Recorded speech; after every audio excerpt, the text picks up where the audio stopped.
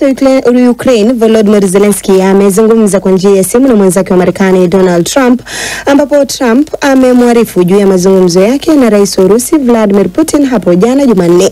Mazungumzo hayo yamefanyika wakati vikosi vya Ukraine na Urusi vikiendelea kushambuliana licha ya Putin na Trump kukubaliana juu ya usitishwaji wa mapigano. Hawa Bihoga na taarifa zaidi. Msemaji wa Zelensky Sergei Nikiforov amewaambia waandishi wa habari muda mchache uliopita kwamba Rais Zelensky alikuwa kwenye simu na mwenzake wa Marekani Donald Trump. Akizungumza awali na waandishi wa habari, Zelensky alifahamisha kuwa yeye na Trump wangelijadili maelezo ya hatua zilizofuata baada ya majadiliano ya kusitisha vita, akitaja mkutano wa Jeddah na kueleza kuwa kila kitu kilikubaliwa, huku akinyoshea kidole Urusi ambayo alisema haitaki mambo yaende sawa.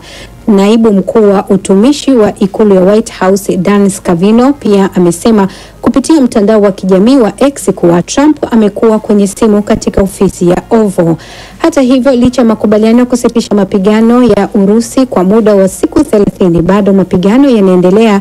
Usiku wa kuamkia leo, Urusi imefanya mashambulizi mengine ya anga dhidi ya miundombinu ya Ukraine, na Rais Zelensky amesisitiza kuwa Marekani inapaswa kuwa na jukumu kubwa katika usimamizi wa makubaliano hayo, hasa katika maeneo ya nishati.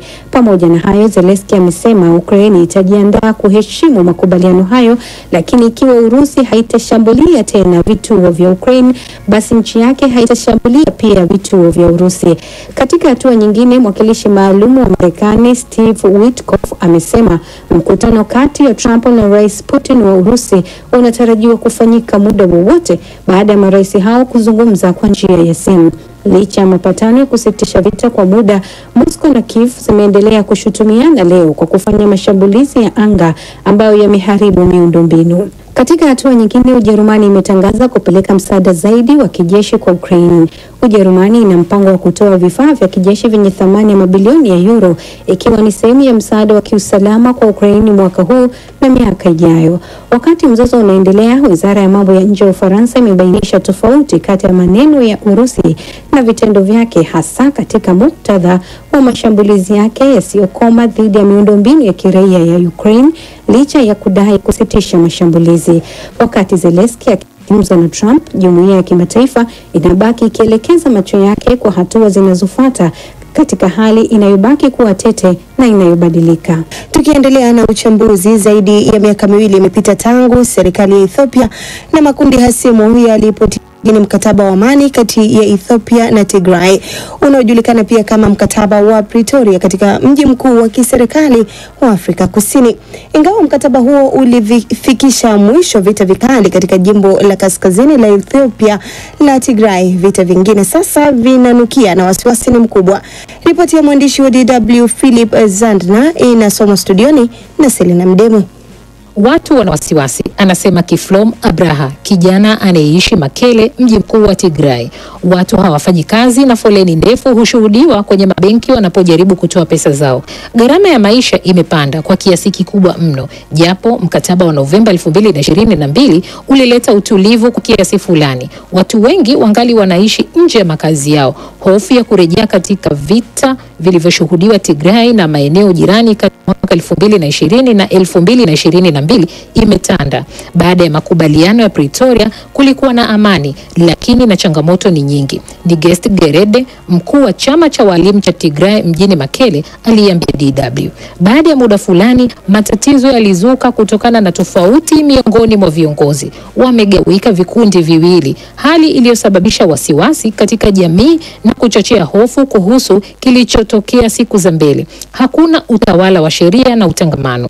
Bila shaka, mchezo wa kupigania madaraka umemtenga Getachew Reda, mkuu wa utawala wa mpito Tigray tangu mwaka 2023, baada ya makamanda kadhaa wa jeshi kumuunga mkono Debretsion Gebremichael, kiongozi wa vuguvugu la ukombozi wa watu wa Tigray TPLF.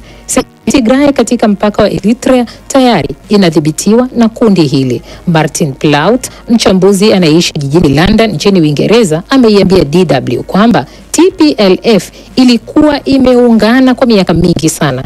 Walikuwa wakisuluhisha matatizo yao wenyewe ndani. Sasa wawika kabisa. Reda ambaye aliongoza juhudi za mashauriano yaliyosaidia kupatikana mkataba wa Pretoria kwa upande wa TPLF 2022, alikuwa rais wa serikali ya mpito ya Tigray. Aliungwa mkono na waziri mkuu wa Ethiopia Abiy Ahmed aliyemkataa Gebremichael. Wanasiasa barani Ulaya na waangalizi wanasema kuongezeka kwa mzozo kuna karibia. Luteni Jenerali Tsadkan Gebretensai, makamu wa rais wa utawala wa mpito wa Tigray, ametahadharisha kwamba vita vinaonekana kuto kuzuilika. Iliyopita alitoa wito kufanyika mazungumzo. Vyama mbalimbali vilizungumzia kuhusu umuhimu wa kuimarisha utawala wa mpito, huku Ethiopia ikionyesha ishara za kujiandaa kwa vita mpya. Nchi jirani ya Eritrea imesemekana kufanya hivyo pia. Kuelekea sasa Afrika Mashariki, kule jijini Dar es Salaam, kamati iliyoundwa na serikali ya Tanzania kuchunguza uwepo wa wageni wanaojihusisha na biashara ndogo ndogo katika cha biashara cha kimataifa cha Kariakoo jijini Dar es Salaam imebaini kuwa ni wazi wazawa ndio wanaotumia nyaraka zao kuwasajilia biashara raia hao wa China. Hali hii inatajwa kuwa ni kigingi kwenye utekelezaji wa sheria za biashara na uwekezaji na kuzalisha malalamiko ya wageni kufanya biashara ambazo zilikuwa zifanywe na wazawa. Florence Majani ametutumia ripoti ifuatayo. Ni katikati ya soko la Kariakoo, eneo linalojulikana kama kitovu cha biashara jijini Dar es Salaam. Hali ya wasiwasi inaongezeka kati ya wafanyabiashara wazawa. Malalamiko yanazidi kusikika kuhusu namna raia wa kigeni, hususan wa China, wanavyohodhi biashara na kuwapiku wafanyabiashara wa Kitanzania. Manka Mushi, mfanyabiashara wa Kariakoo, anasimulia. Nikienda kwao kununua na nunua kwa bei ya ile mauzo. Nikileta sokoni lazima niongeze kidogo. Hata kwa namna siwezi kuongeza kwa sababu wateja wanaenda moja kwa moja na wao pia wanakuja na meza huko kabisa. Februari 4 mwaka huu, waziri wa viwanda na biashara nchini Tanzania Suleiman Jafo aliunda kamati ya watu 15 kuchunguza mazingira ya wafanyabiashara wa kigeni wanaofanya biashara za wazawa katika soko la kimataifa la biashara la Kariakoo. Ripoti ya kamati hiyo iliyoongozwa na Profesa Eda Luga ilibaini kuwa biashara nyingi zinazomilikiwa na raia wa kigeni, hasa wa China, zimesajiliwa kwa kutumia nyaraka za wazawa. Waziri akasema, na hasa mlipotembelea wafanya biashara na mkabaini kwamba biashara zingine japo zinaonekana ni za wageni, lakini usajili wake umefanyika na Watanzania. Jafo alichukua hatua hiyo baada ya Rais wa Jamhuri ya Muungano wa Tanzania Samia Suluhu Hassan kupokea malalamiko kutoka kwa wafanyabiashara hao juu ya uwepo wa wafanyabiashara wa kigeni wanaowazidi nguvu wafanyabiashara wazawa. Mfanyabiashara katika soko la Kariakoo Athmani Mohamed anasema wamepikuliwa na Wachina walioihodhi Kariakoo. Sababu mzawa waweze kuuza, kwa sababu mtu wewe unataka kutabata anaenda kumtia wewe, yani opa Mungu tu paje tu kumtina alipo. Okay, na ukimefukumia huko sio unachokitaka huyo unaondoka. Na yeye ubaba yake ndio yake kaeka jumla hiyo rejelea ndio hiyo. China ni mwekezaji nambari 1 hapa Tanzania, ambapo mpaka mwaka 2019 mtiririko wa uwekezaji wa moja kwa moja wa kigeni FDI kutoka China ulifikia dola za Kimarekani milioni 115.